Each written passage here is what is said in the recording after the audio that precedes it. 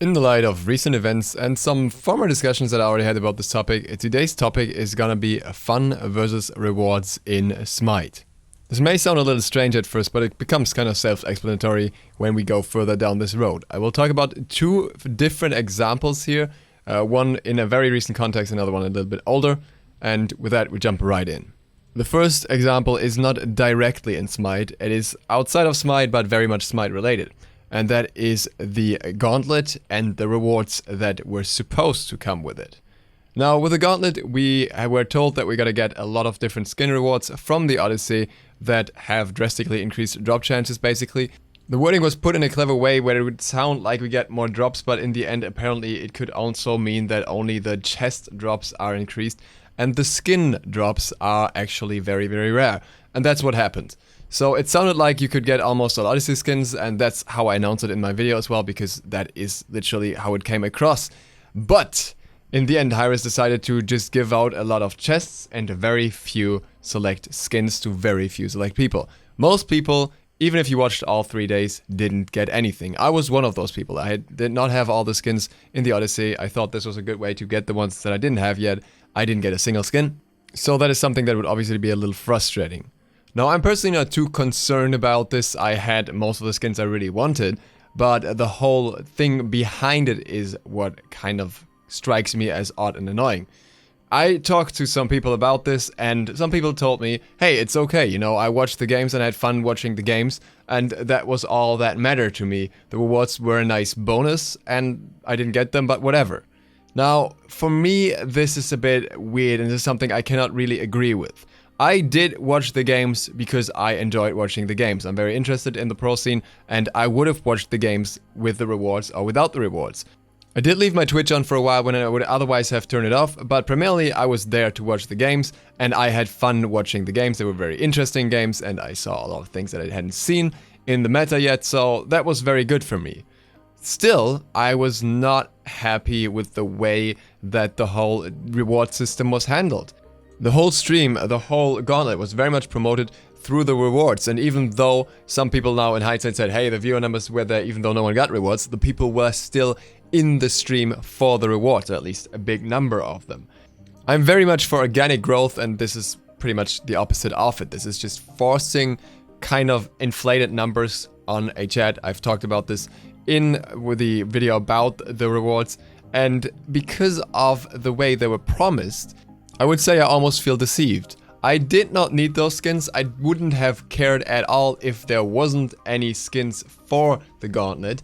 But as we were told we would get skins, it's weird when you come out of 3 days of watching streams with not a single skin as a reward. If something like that is used as an incentive, if the fun shouldn't be the priority, if it's said that you come into the stream for the rewards, not because you really want to see this thing and have fun watching this thing, then the rewards better show up at some point.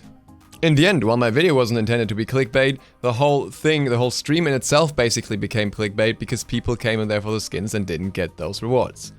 And that's where I would put this place between fun and rewards.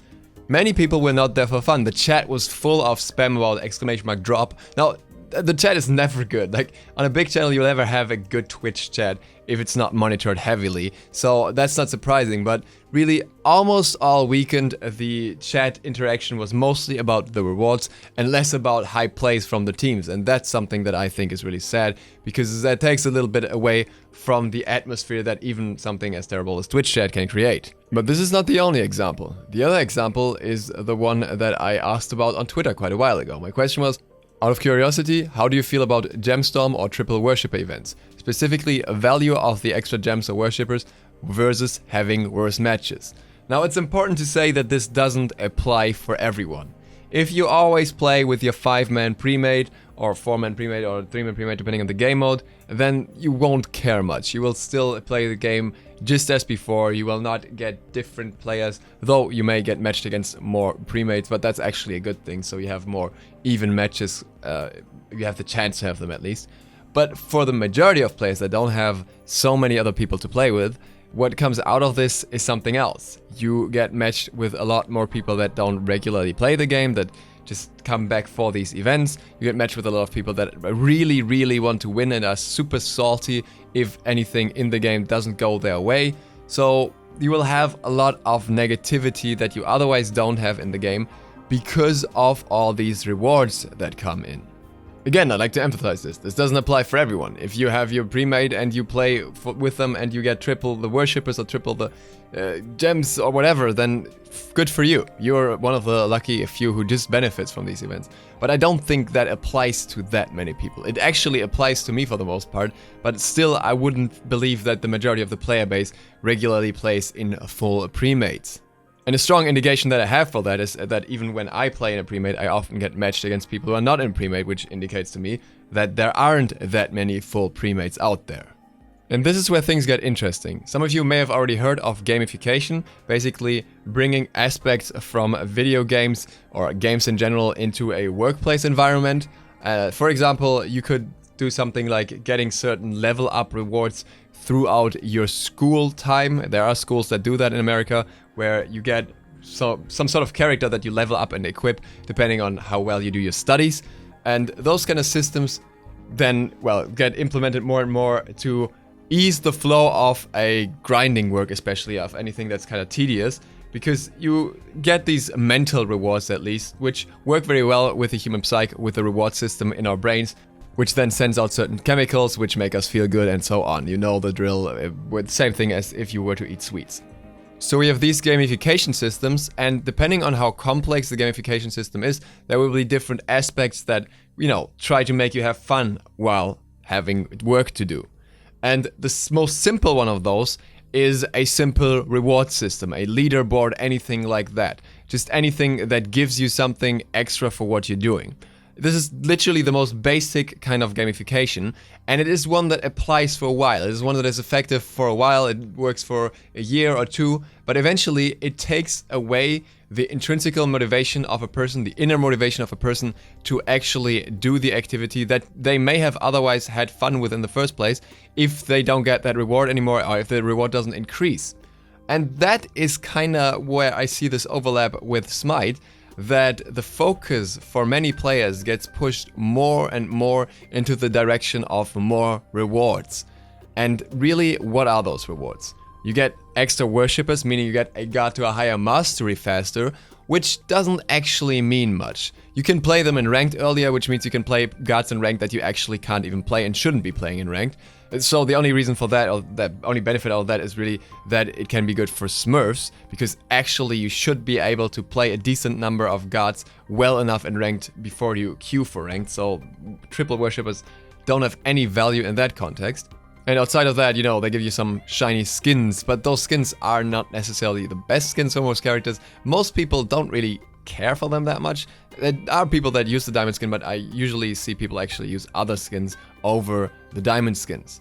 And that's basically all there is to it. The worshippers, the mastery of a god doesn't really tell you much. There are plenty of mastery 10 players that aren't actually good with a god, and this should come as no surprise, as you can just play the character a lot, and if you get worshipper boosters or something, it goes even quicker. You don't even have to play them a lot and you still get the same thing, so it only loses value.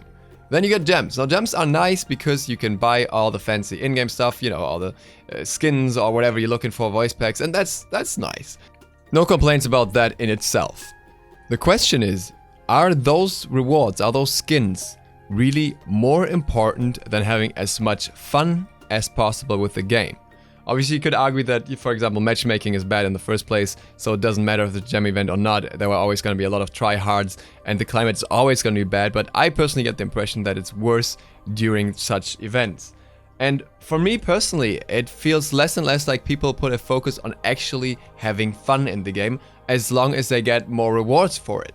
And that, I think, is very questionable, because I think that especially Smite is a game that most people started because it looks like a lot of fun. It is a third person, it's very interactive. You look at all these very mobile ultimates, like the Thor ult, when you see the game for the first time, you're like, whoa, I can fly up and crash down on people. And that's what gets people into the game. It's all this hype stuff that surrounds it, not necessarily the skins. And I personally would very much like to see the game go back towards that direction a little more. I would like to see people being more interested in actually making the game as fun as possible for themselves.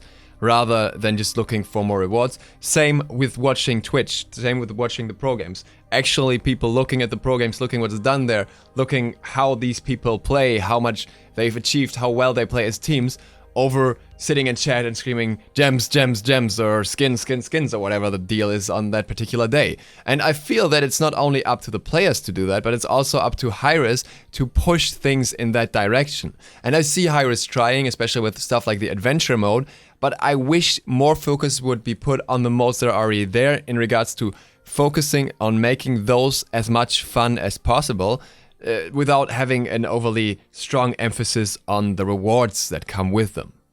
That's just my take on this. I would love to hear your opinion down below. Thank you guys for watching. If you aren't subscribed yet, I would very much appreciate if you click that sub button and maybe the bell. It really helps me out. See you for the next one tomorrow. It's gonna be one you've been waiting for. DukeSloth, out.